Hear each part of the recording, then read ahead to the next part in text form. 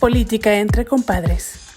Julio Ríos y Edgar Olivares. Dialogando entre cuates pero sin cuotas. Un podcast de Rumbo MX. Nos da mucho gusto saludar a todos los que nos oyen. Mi querido Edgar Olivares, ya estamos aquí en Política entre compadres para platicar de varios temas de la grilla nacional y estatal. ¿Cómo te va? ¿Cómo estás, Julio? Qué gusto saludarte a ti, por supuesto, a toda la gente que nos ve y nos escucha a través de YouTube. Y quiero aprovechar para invitarlos, Julio, a que se suscriban a nuestro canal de YouTube para que puedan ver más videos, no solamente los podcasts que subimos. Tenemos también el programa Análisis con Rumbo los jueves y, por supuesto, videos de política nacional y estatal de Jalisco. Que se suscriban, Rumbo MX en YouTube, y que nos sigan en Facebook. Muy contento, Julio, de verte nuevamente, de platicar contigo. Y primero, antes que nada, quiero felicitarte y reconocerte por tu gran labor en el jurado del Premio Nacional de Periodismo. Muchísimas felicidades. La Universidad de Guadalajara no se equivocó en proponerte como jurado y bueno, hicieron un gran trabajo. Felicidades por eso, Julio. Gracias Edgar. Sí, una experiencia muy bonita y un saludo a todos los colegas encabezados por don Roberto Fuentes Vivar, un periodista de viejo cuño, pero legendario, por supuesto, pero siempre él con la paciencia nos guió y un gran equipo, la verdad que plural y de todo el país. Una gran experiencia. Excelente. Bueno, pues varios temas, Julio, que están ocurriendo en el país, muy interesantes. Ya prácticamente se nos fue el año. Prácticamente este 2021 se fue un año de elecciones. Yo diría de elecciones y de lecciones también en materia política, ¿no? Porque parecía que Morena iba a arrasar con todo y aunque le fue muy bien en las gubernaturas, lo cierto es que le fue muy mal en la Ciudad de México. Pero luego salen declaraciones y más adelante vamos a hablar del tema del PAN. Tremendo lo que está pasando en el Partido de Acción Nacional. Aún así, el próximo año es un año de revocación de mandato y va a estar interesante, ¿no? Porque el presidente se va a someter ahora sí que a una revocación, a una elección revocatoria a nivel nacional para que la gente decida si se va a ya sabes dónde, ¿no? A su rancho, o si se queda para terminar el gobierno hasta 2024, que bueno, todos esperamos que lo termine en 2024 y ya después vendrá el sucesor, ¿no? O sucesora. Así es. Sí, tal cual. Mira, esto de la revocación de mandato es bien interesante porque yo sí quisiera que hiciéramos un parangón, un comparativo con lo que ocurrió en California hace algunos días, porque allá el ejercicio de revocación o de ratificación, ya tú me corregirás cómo se llamaba ya, era un poco distinto porque mira, aquí la pregunta que se va a poner a discusión, si es que se avala, por supuesto, todavía falta que lo vea la Corte, y vemos que están los dimes y diretes con el INE, que por cierto, a Lorenzo Córdoba, ¿cómo le fue con la oposición? Con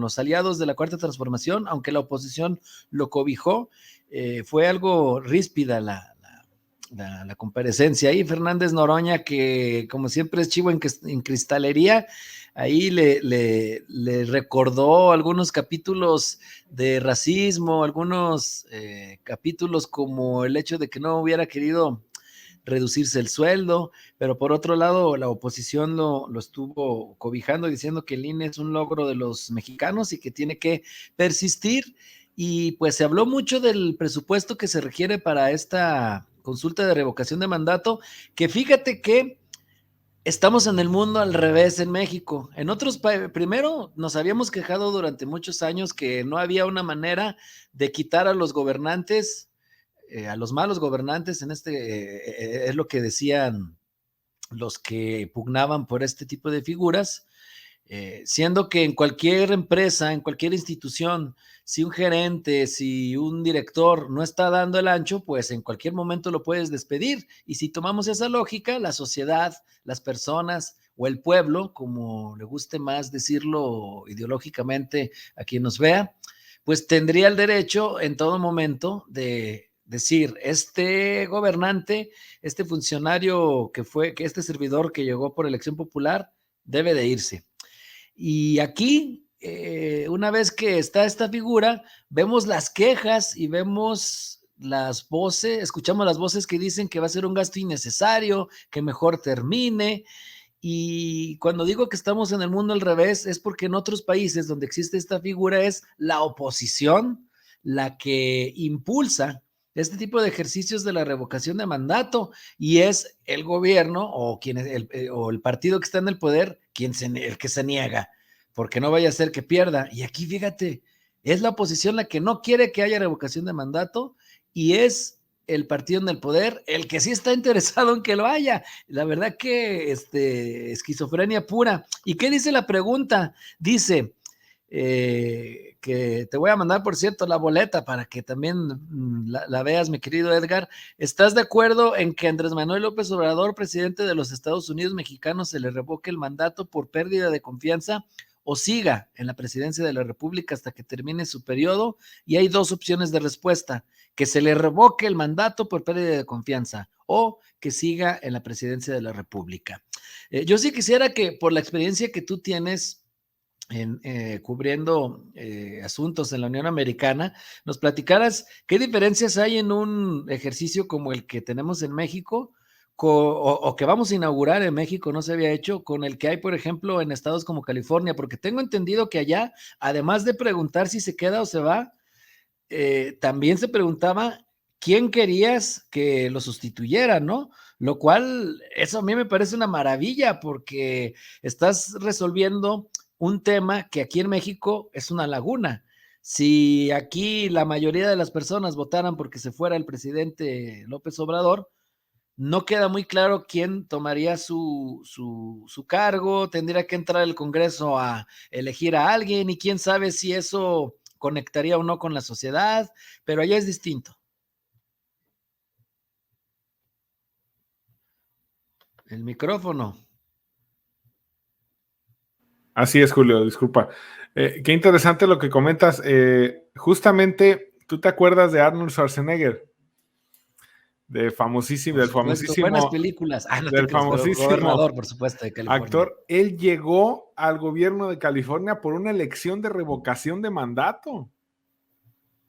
O sea, él no ganó en las urnas la primera vez. O sea, él llegó, o sea, sí ganó técnicamente, pero fue porque revocaron el mandato de otro gobernador. Y después, ya él se lanza ya como gobernador en funciones a buscar la reelección y logró la reelección. En este caso, en 2021, obviamente los republicanos estaban muy enojados con el gobernador de California, Gavin Newsom, porque decían que le había hecho mucho daño a la economía, Julio, por el tema de la pandemia.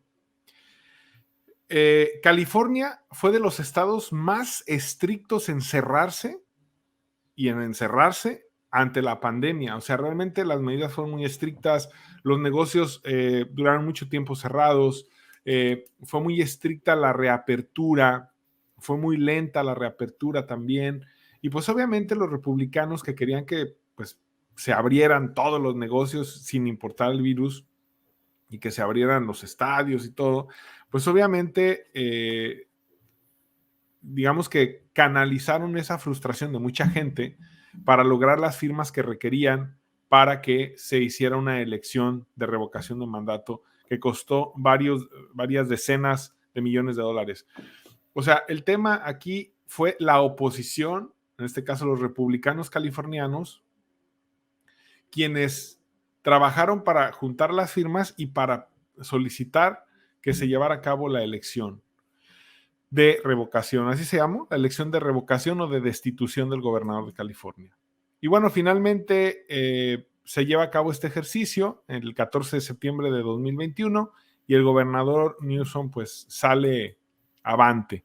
Y curiosamente sale avante, yo diría, gracias a lo que ha sido el tema de la variante Delta, porque por ahí, digamos que entre Junio, julio, entre junio y agosto hubo un incremento de casos nuevamente en California por el tema de la variante Delta, a pesar de que ya estaba muy avanzada la vacunación. Hubo otra vez mucho miedo por el coronavirus y bueno, pues eso provocó que muchas personas dijeran, si los republicanos ganan, pues se va a descontrolar otra vez el tema del virus porque ellos sí vienen como con la idea de sepultar el tema del COVID y de que no sea un tema prioritario, ¿no?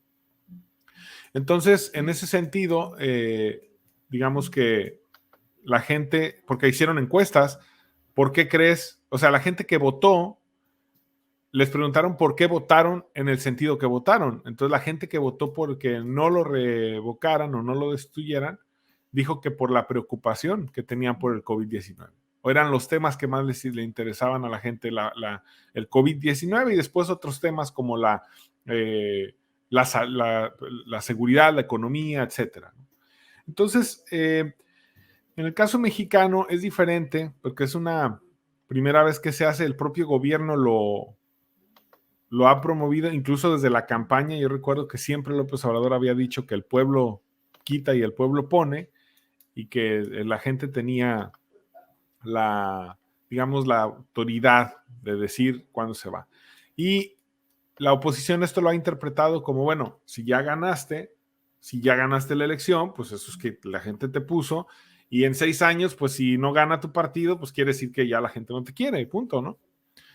Pero en el caso de López Obrador dice, bueno, vamos a hacer una revocación de mandato, y la oposición dice, ok, esta revocación de mandato es peligrosa porque es un tema para fortalecerte electoralmente de cara al 2024, ¿no? Son dos visiones de las cosas. Yo personalmente creo que es un ejercicio interesante, pero a la vez creo que puede ser un ejercicio descafeinado, fíjate. Yo con el tema de la consulta a los expresidentes, y la verdad es que han tenido una participación tan pobre.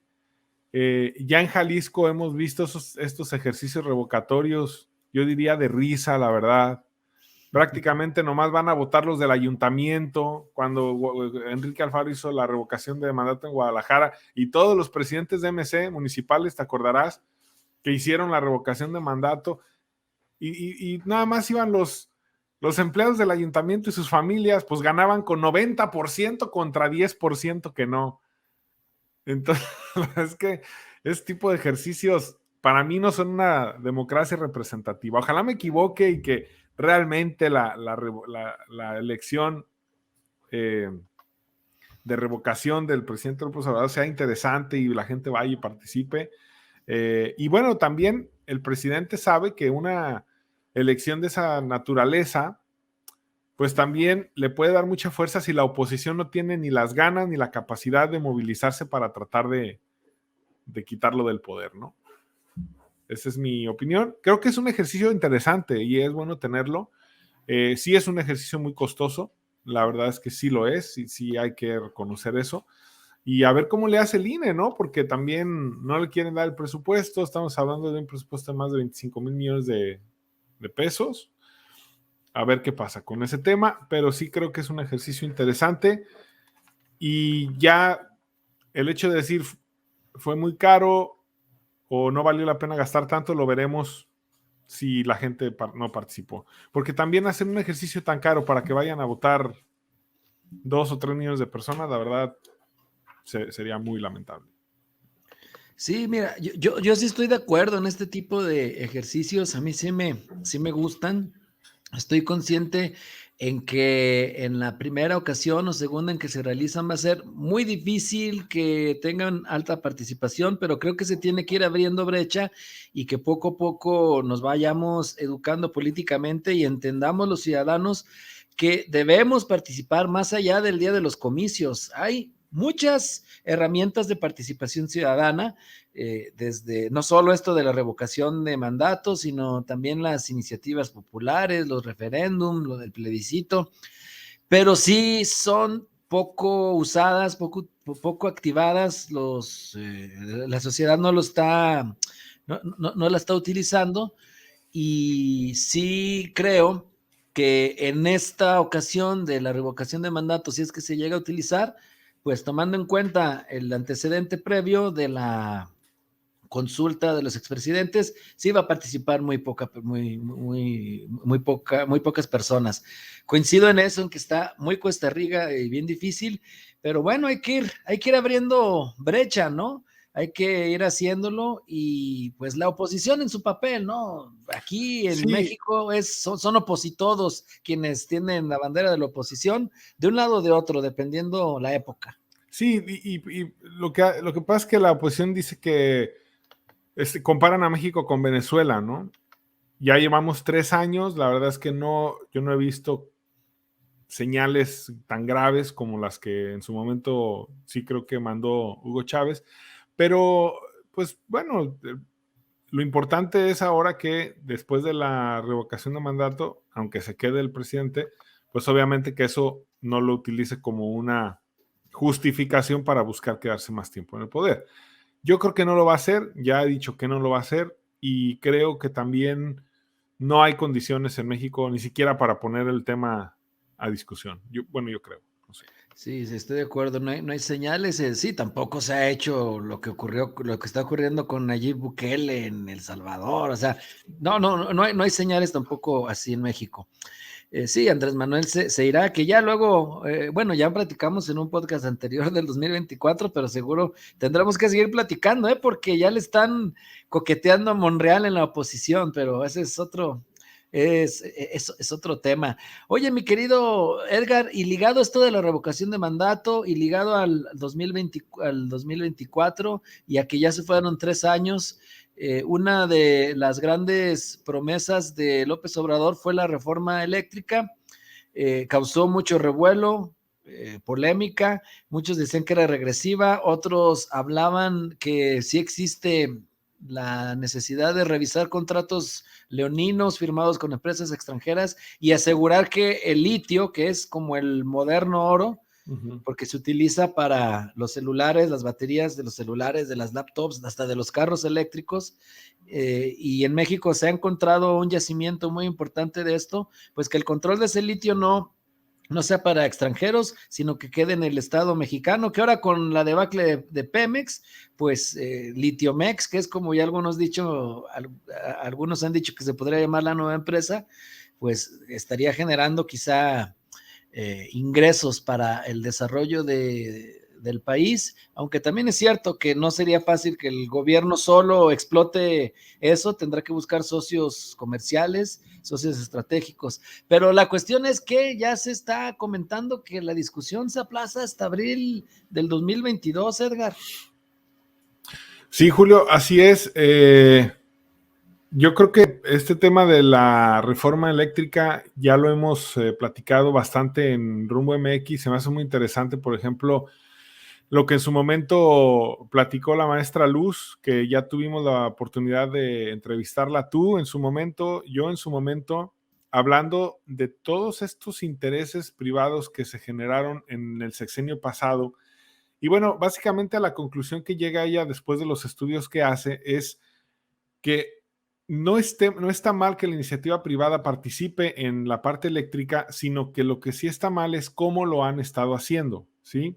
Donde prácticamente pues el Estado es el que está perdiendo, ¿no? Y es el que está pagando prácticamente porque otros ganen. Entonces, en ese sentido, se tiene que revisar el tema. Yo sí creo que la inversión privada es importante en el país, que genera empleos, etcétera, pero no toda la inversión privada necesariamente es buena. Sí, entonces a veces hablamos que entró tanta inversión privada, pero el costo para el país de que esa inversión entre no necesariamente es favorable. A veces es contraproducente. Entonces, yo soy de la idea de que la inversión privada y la inversión privada extranjera es importante. Es importante para generar empleos, es importante para generar desarrollo, es importante para generar infraestructura, pero no a cambio de someter a un gobierno a los intereses de unos poquitos y sobre todo de unos poquitos extranjeros, ¿no? Entonces, me parece que en esa parte debe haber equilibrio. Y para lograr ese equilibrio sí se necesita una reforma. ¿Sí? Yo no soy experto en el tema, no sé si la reforma que está planteando López Obrador sea realmente la mejor propuesta o se tenga que matizar. Al final de cuentas, él ya dijo que está dispuesto a digamos, ceder en algunas cosas, ¿no? Inclusive, esta, digamos, prórroga para que se saque la reforma incluye que los empresarios vayan al Congreso a hablar de la reforma, que vayan al Congreso a defender su postura, que se debata el tema y que se lleguen a acuerdos, ¿sí? O sea, yo no veo en este momento en el ánimo del gobierno de quitarlos de tajo de toda esa posibilidad, pero tampoco que las cosas sigan igual. Entonces a mí me parece que es una reforma que se tiene que discutir. El presidente está ganando el discurso, eso sí, y lo platicábamos ayer, ¿no? Él en la mañana sale y golpea a Iberdrola, esta empresa española que ha invertido mucho dinero en el sector eléctrico en México y que Calderón tiene sus intereses. Salió el famoso gafet de Calderón en la fotografía representando a Iberdrola en la cumbre climática de la conferencia de la ONU. Que aunque muchos dijeron que era falso el gafet, sí trabaja ahí. Y Georgina Kessel, la secretaria de Energía, también, o sea, asesores, pues. Exactamente, entonces es un representante. Entonces, pero en el discurso sí lo está ganando el presidente. Pero mientras no haya reforma, Julio, pues el tema se queda en la mañanera, ¿no? Y claro, en las redes sus seguidores le celebran, sí, presidente, muy bien, golpea a Iberdrola, esos extranjeros que nos están robando nuestro dinero y nuestra electricidad. Pero pues Iberdrola, mientras no haya una reforma, va a seguirse llevando dinero y va a seguir, digamos, ganando la batalla, ¿no? Entonces, a mí lo que me parece increíble, Julio, y sinceramente lo digo, a pesar de que era un tema tan prioritario para el presidente, el tema energético, tanto Pemex como CFE, no ha logrado en casi 4 años de gobierno, bueno, en 3 años de gobierno, no ha logrado, en 3 años de gobierno, perdón, eso de 4 me exageré, en 3 años de gobierno no ha logrado moverle una coma a las leyes eléctricas, ¿eh? No ha logrado. Y ahí con el tema de Pemex también hay que revisar, pero son 3 años ya de gobierno, ya no tiene esta mayoría aplanadora absoluta en el Congreso y cuando la tuvo, no logró sacar la reforma eléctrica. Entonces, me parece que perdió mucho tiempo el presidente, me parece que perdió mucho tiempo. Tal vez quiso darle prioridad a arreglar otros asuntos antes de entrar. Primero quiso ver el tema de Pemex, ¿te acuerdas cuando entró en el poder que los guachicoleros y que generó una crisis de gasolina y de filas interminables? Te tocó y me tocó personalmente vivirla, y después como que se calmaron las cosas, dijo que ya estaba resuelto ese tema, pero realmente las cosas de fondo no creo que hayan cambiado mucho aún. Así que bueno, pues vamos a ver si en abril sale. Se habla de que el PRI les va a dar los votos, pero el PRI dice que no. Entonces, híjole, va a estar muy interesante la discusión. Yo creo que al final de cuentas sí van a llegar a una negociación. Y bueno, después de las declaraciones de Marco Cortés, pues le dan como más libertad al PRI de negociar, ¿no? Ya le revelaremos a la gente por qué un poquito más adelante. Sí, claro. Bien interesante. Pues sí, creo yo que, mira, desde el inicio, aquí lo comenté, aquí lo platicamos en este podcast, tenía yo el presentimiento. Bueno, voy a replantear la idea, fíjate, José. Tenía yo el presentimiento desde que platicamos hace algunas semanas en este mismo podcast de que la reforma eléctrica iba a terminar suavizándose y matizándose. Como todo lo que ocurre en política, tú juegas tus cartas, pero sabiendo que probablemente hay que echarse un poquito para atrás, o como se dice coloquialmente, le tiras arriba para caer en medio, ¿no? Entonces, esta reforma eléctrica que muchos veían como agresiva, yo siento que el mismo presidente López Obrador sabía que iba a tener que matizarse, pero pues mientras aprovecha, ¿no? Para acarrear agua a su molino, en las mañaneras hablarle a su nicho electoral, porque como bien dices, el discurso ya lo tenía ganado y ya lo va a ganar con su con sus seguidores, pase lo que pase, porque si no se aprueba, va a decir que los enemigos de México una vez más impidieron que cumpliera su promesa, etcétera, ¿no? Y si se cumple, pues también la puede presumir independientemente de que quede descafeinada. Y más bien creo que va a terminar en algunos puntos más ligera y en otros puntos se van a mantener. Platicaba yo hace algunos días con la diputada federal Laura Aro del PRI y ella sí decía que se había que revisar los contratos, que no estaba de acuerdo en que se quitara la iniciativa privada, pero que también el PRI estaba viendo cómo revisar este asunto y también el tema del litio y de cómo fortalecer a la Comisión Federal de Electricidad y también sin dejar de promover las energías limpias. Es decir, me pareció una postura muy, muy sensata la que ella compartió en el sentido de que hay que escuchar más voces y de que no irse al lado del PAN que dice, nada, todo debe de seguir en manos de los extranjeros. No, quizá eso también sea muy radical y también quienes dicen todo nacional. Se tiene que buscar y yo creo que eso es lo que va a terminar pasando, mi querido Edgar, porque hay muchos intereses y tampoco se pueden pisar callos. También Estados Unidos ya ha mencionado que hay riesgos que ellos ven en esta reforma y que Con el por lo tanto tratado. no hay que permitir ciertos puntos. En política no hay absolutos. En política el que gana no gana todo y el que pierde no pierde todo. Y esto incluye las discusiones parlamentarias. Sí, definitivamente, Julio, definitivamente creo que se va a llegar a un acuerdo. Y bueno, ya con lo que te dijo Laura Aro, pues estamos de acuerdo de que el PRI estará seguramente planteando su propia reforma eléctrica y seguramente con eso tendrán para llegar a un acuerdo. Y López Obrador tendrá, como bien dices, la salida para explicar lo que pasó, ¿no? Efectivamente. Oye, y pues no sé si quieres agregar algo más de esto de la reforma eléctrica para entrarle un poquito algo de grilla. Fíjate que el Partido Acción Nacional no es nuevo, que viva estos cismas internos, estos encontronazos entre sus cuadros, entre sus personajes, pero una vez que a Marco Cortés, no creas que lo querían muchote, varios panistas, sobre todo porque los resultados electorales que dio, pues no fueron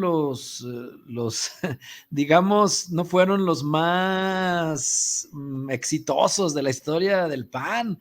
Vienen de perder gubernaturas importantes desde la elección de 2019, 2020 y ahora en el 2021.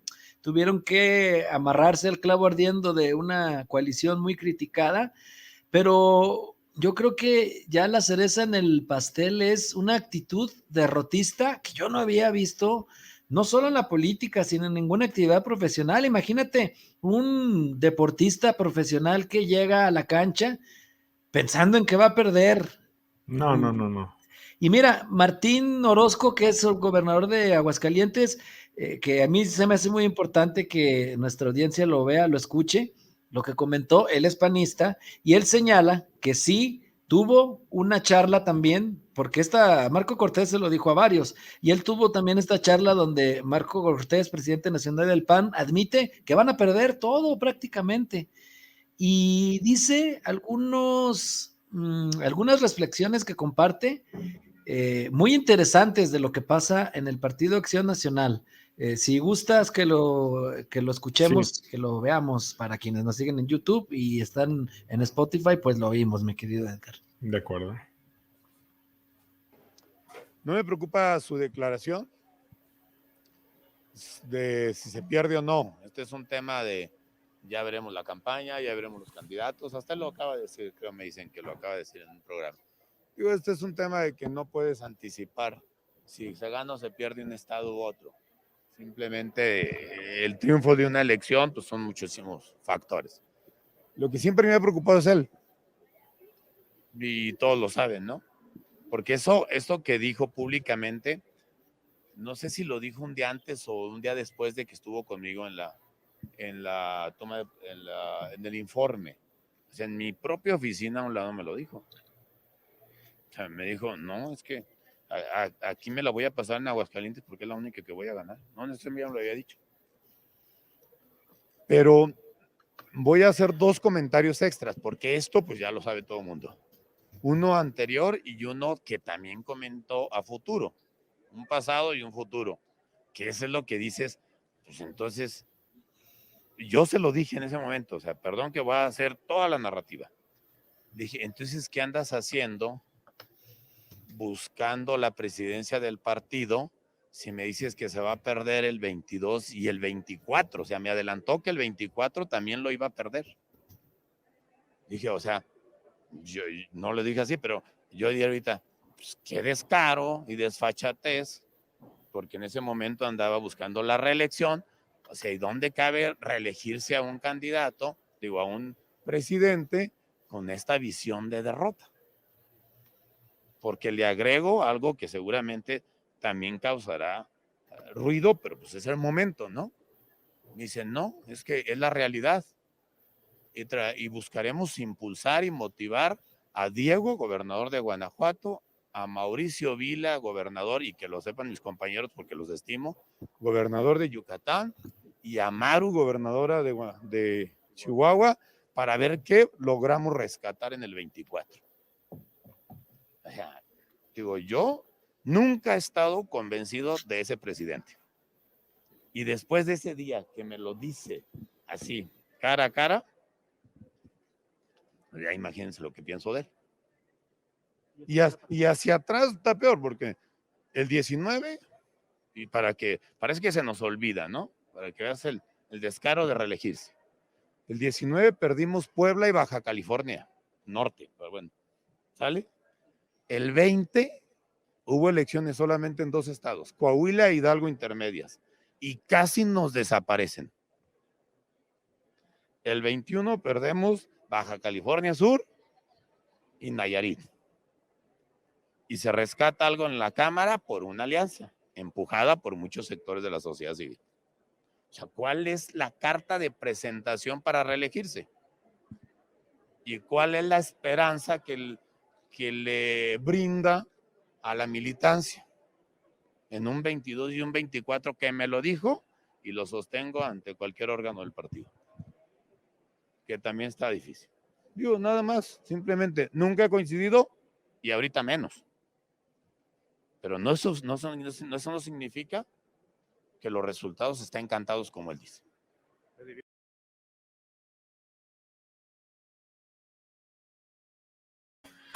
Bueno, pues ahí lo que dice el ¿Qué gobernador. te pareció? Oye, ¿Qué te pareció, No, tremendo, tremendo. Mira, es que el PAN está desdibujado y tiene un pésimo liderazgo. Pésimo liderazgo. Y bueno, estas declaraciones del gobernador de Aguascalientes lo retratan de cuerpo entero, ¿no? A Marco Cortés. Lo retratan de cuerpo entero de esta visión derrotista, de esta visión que muchos dirigentes de partido luego tienen de que mientras ellos y su gente estén aseguradas ahí en la nómina de los partidos, no les importa el partido, no les importa la militancia, no les importan las elecciones. Lo hemos vivido en Jalisco, Julio. Y se van desdibujando los partidos y mientras ellos sigan cobrando en el partido, pues realmente no les importa nada más.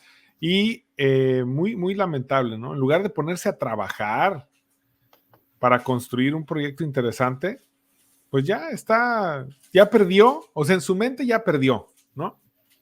Ya, entonces ya no va a hacer nada para cambiar las cosas, porque él ya perdió, ya está perdido, ya. Y me parece gravísimo.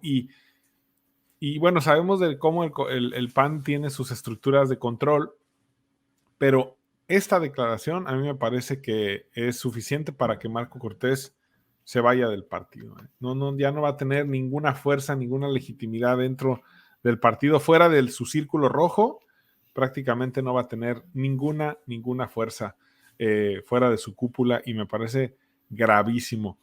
El problema es que el PAN no tiene liderazgos, ¿no? Pero seguramente sí tiene por ahí algún personaje con más agallas y con más ganas de trabajar que Marco Cortés.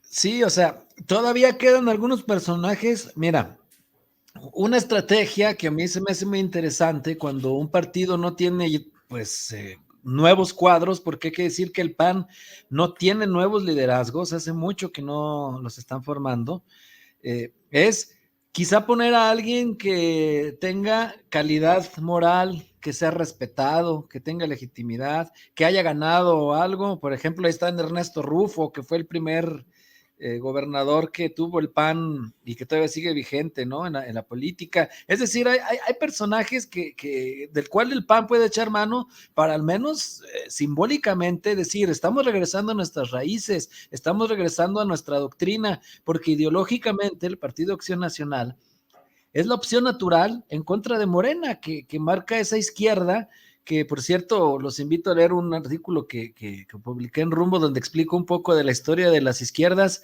y el por qué López Obrador piensa como piensa, porque fue formado en la izquierda del PRI, que era el nacionalismo revolucionario, no era la izquierda marxista del PSUM ni nada de eso, era más del cardenismo y luego el echeverrismo, todo ese tipo de corrientes. Sí, claro. Pero entonces, ese espectro ideológico que es Morena, que es un proyecto que busca restituir el nacionalismo revolucionario, aquel del viejo PRI,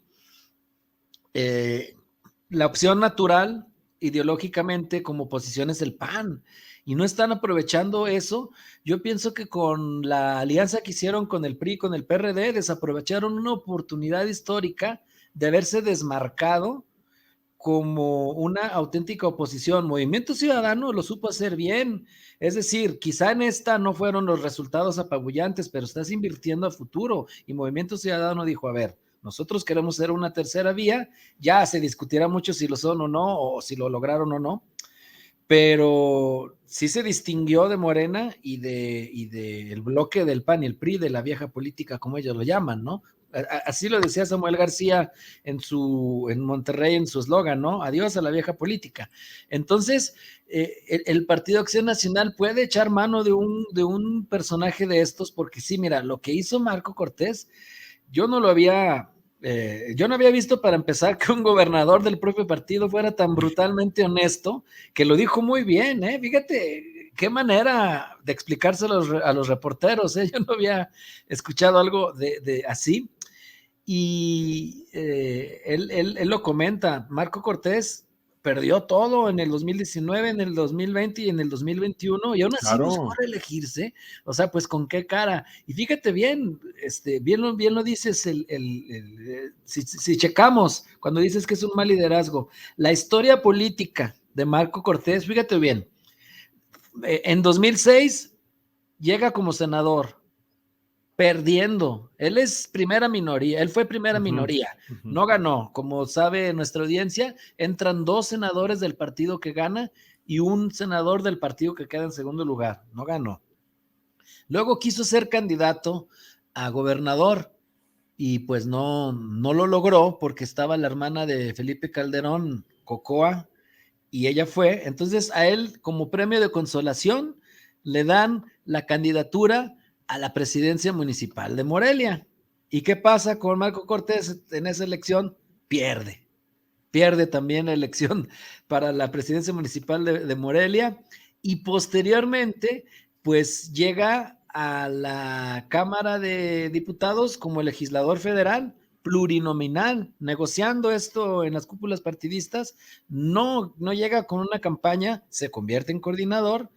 Y luego, pues ya en el 2018, ahí sí, por fin ganó una elección contra Manuel Gómez Morín, de la misma familia icónica dentro del PAN, pero que hay que decir que no venía participando con grupo o con corriente, y era difícil hacerlo, y también pues fue en cierto modo todavía la inercia del grupo de Anaya y de Damián Cepeda los que lo llevan a la presidencia Marco Cortés, más por un acuerdo que por su figura que pudiera unificar. Entonces, Marco Cortés pues nunca ha ganado una elección constitucional. Entonces, ni presentándose él, y ahora vemos que también pues ha perdido todas en la arena política como presidente. Y si nosotros vemos esta decadencia del Partido Acción Nacional, que se ha ido desdibujado, porque yo sé que lo que voy a decir es muy polémico o puede ser malinterpretado, pero tú sabes que bueno, yo no tengo ningún tipo de orientación por ningún partido, lo dejo en claro, aunque es obvio, pero creo que el Partido Acción Nacional es muy importante para la historia partidista de nuestro país, porque fue el primer partido que se convirtió en una oposición fuerte. Obviamente había partidos pequeños de izquierda, pero nunca se unificaron hasta que surgió el PRD y el Frente Democrático Nacional primero en el 88 con Cuauhtémoc Cárdenas, pero por eso es muy importante el Partido Acción Nacional para la historia de México política, y porque aglutina a la derecha, a un sector empresarial muy, muy identificado, y eso se ha ido perdiendo. El PAN ya ha perdido digamos, se han difuminado sus raíces ideológicas.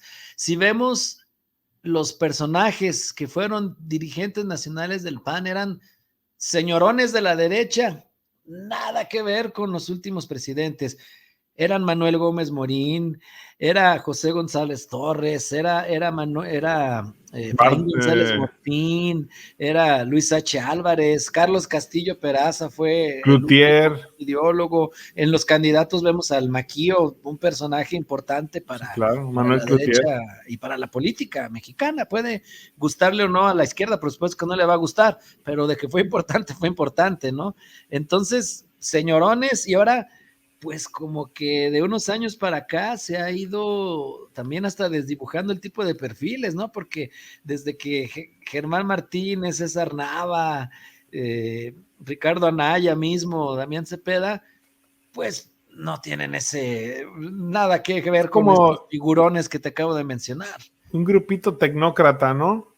Muy parecido a los tecnócratas del PRI en su momento. Ándale, sí, se ha visto eso, así como en el PRI.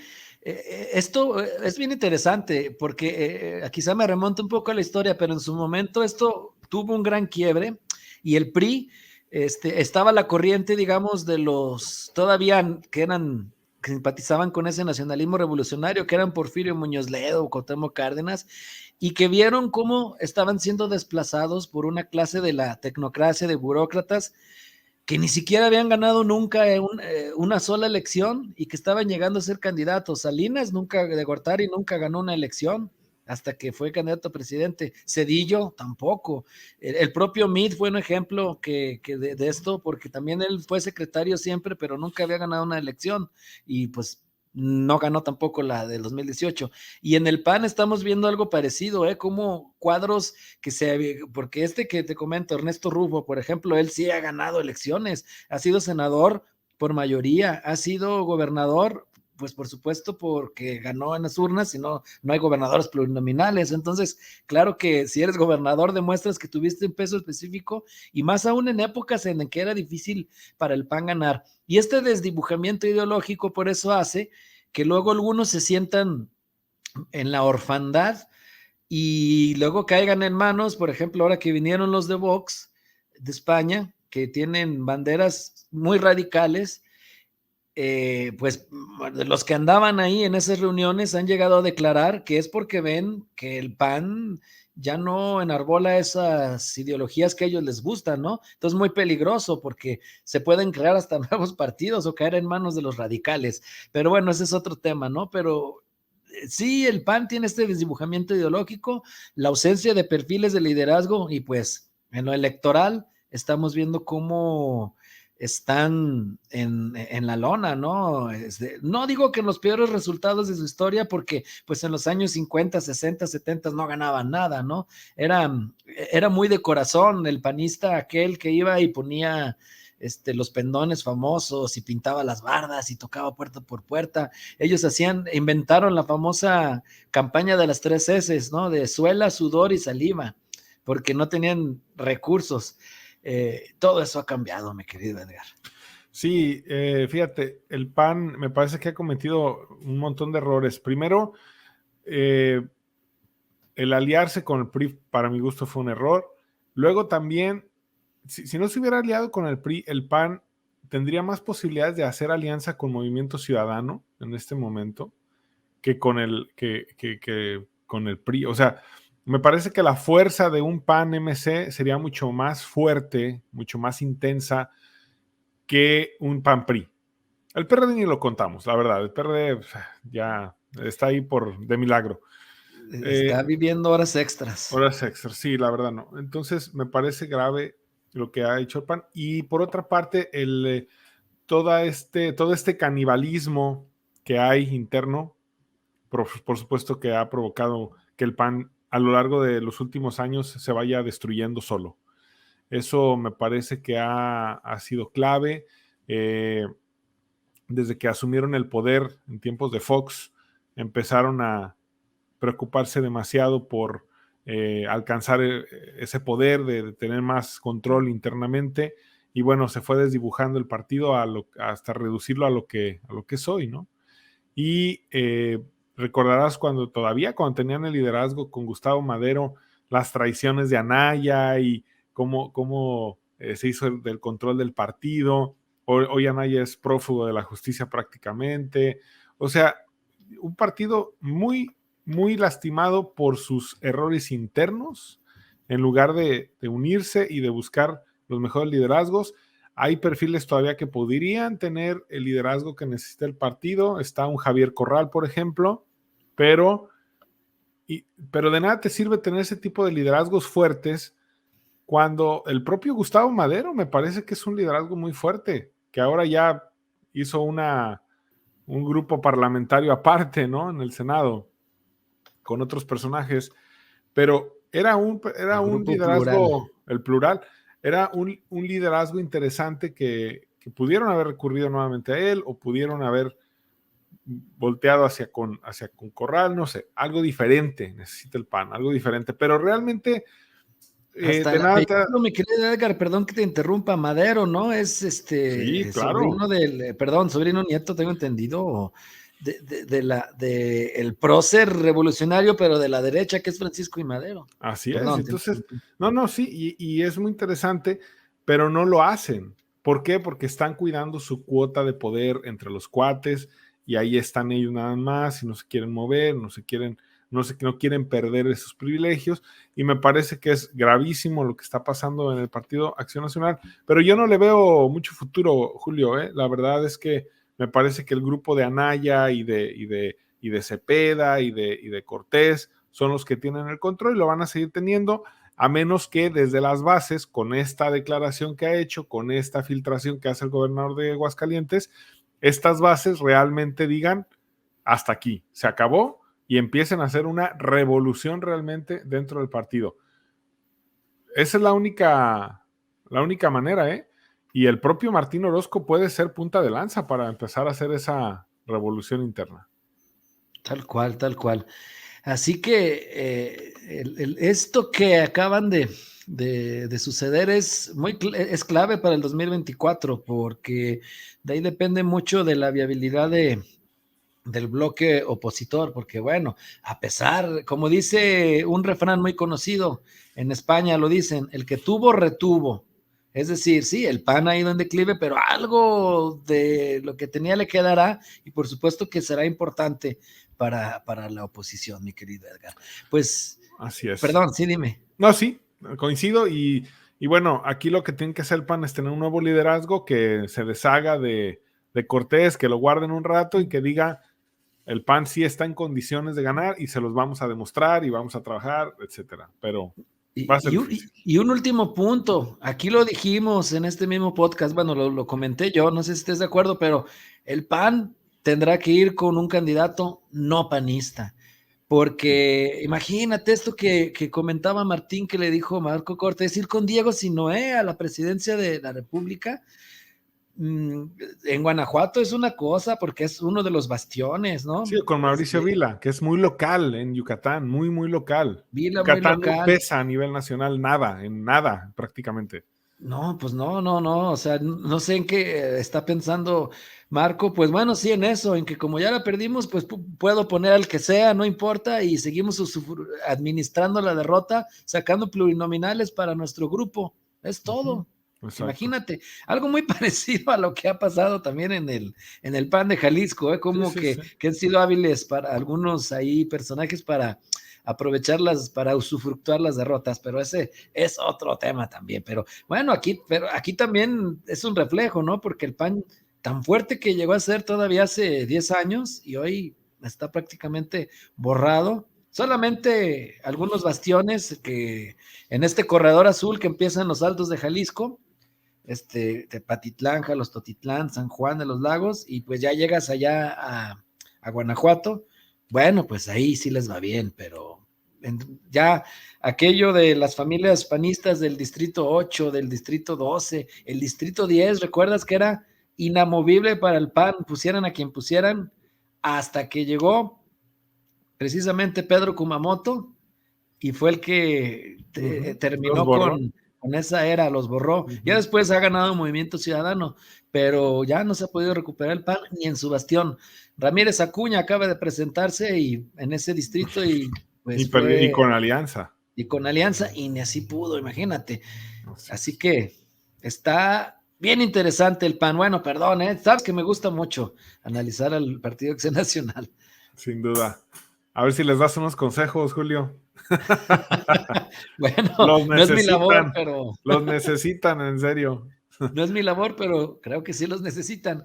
Mi querido Edgar, pues yo creo que ya llegamos, siempre se extiende esta charla tan agradable con cafecito y con un buen amigo que es Edgar Olivares, a quien, como escuchan, le apasiona este asunto de la política. Aquí estamos entonces en Rumbo MX. Les recuerdo que www.elrumbo.mx todos los días tiene notas, columnas y material muy interesante, mi querido Edgar. Sí, y pues nada más, Julio, para rematar, el caso de Lozoya, le salió caro el pato, del restaurante de lujo, porque ya está en la cárcel. Ya está en la cárcel. Sí, fíjate que ahí hay dos cositas, o sea, número uno, para los que dicen que el periodismo no sirve de mucho, por supuesto, si Lozoya se haya quedado en su casa y no haya sido tan audaz por utilizar un adjetivo, nunca lo hayan tomado infraganti, pero bueno, ya que salió y que Lourdes Mendoza lo ventila, imagina, o sea, para que vean que el periodismo a veces no es un juego, el periodismo no es un juego, y por supuesto que incide muchísimo en la opinión pública. Claro que a la Fiscalía General de la República no le gustó para nada eso, ni al presidente, y pues mira, se la cobraron, pero sobre todo yo creo que también hay de fondo el hecho de que Emilio Lozoya, cuando lo extraditaron de España y que lo trajeron acá a México, prometió mucho, prometió que iba a dar evidencia de no sé cuántos y que iban a caer peces gordos, que los peces gordos, más que él, pues nada más Videgaray y Peña Nieto, pero bueno, y no ha caído más que ahí a cuentagotas evidencias de algunos senadores, diputados panistas, nada más, Entonces también pudiera ser que las autoridades dijeran, a ver, pues vamos a apretarlo para que de veras suelte la información de otros personajes que también pudieran haber estado involucrados, porque el mismo presidente de la República dijo, esto va muy lento, yo voy a instruir a la FGR para que, no instruir, porque la FGR es, al menos constitucionalmente es autónoma, pero bueno, iba a procurar a platicar que esto se acelerara, ¿no? Porque él mismo dijo, ha sido muy lento lo de Lozoya, pero bueno, para que vean que esto de las redes sociales, esto de la opinión pública en el mundo digital sí está pesando en el mundo real. Sí, sin duda, Julio, y más que nada lo que se vio como una burla a la Fiscalía General de la República, que fue esta situación de la comida de lujo o de la cena de lujo de Lozoya, pues finalmente le mete muchísima presión al gobierno, le mete muchísima presión a la Fiscalía y deciden proceder contra Lozoya, pero sí, no, la verdad es que Lozoya es nada más la punta del iceberg de todo el tema de corrupción en el sexenio pasado y me parece que sí tendrían que actuar. Pero bueno, ahí la dejamos, era nada más para el remate, que no se nos pasara desapercibido el tema de que Lozoya ya está en el reclusorio norte. Ahí está el remate.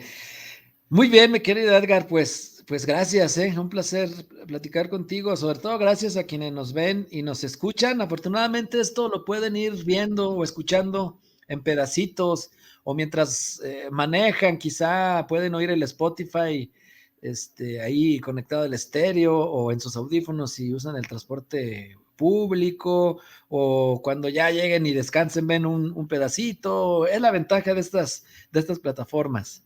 Así es, Julio. Y pues que nos sigan en nuestras redes sociales y el viernes que no se pierdan Análisis con Rumbo, por supuesto. Claro que sí. Estuvo bien interesante el pasado. Ahí sí está en nuestras plataformas, por si lo quieren escuchar. @Julio_Ríos, mi Twitter. Y @Edgar_Olivares, el mío. Gracias, Julio. Un placer. Hasta la próxima. Hasta la próxima. Política entre compadres. Julio Ríos y Edgar Olivares. Dialogando entre cuates pero sin cuotas. Un podcast de Rumbo MX.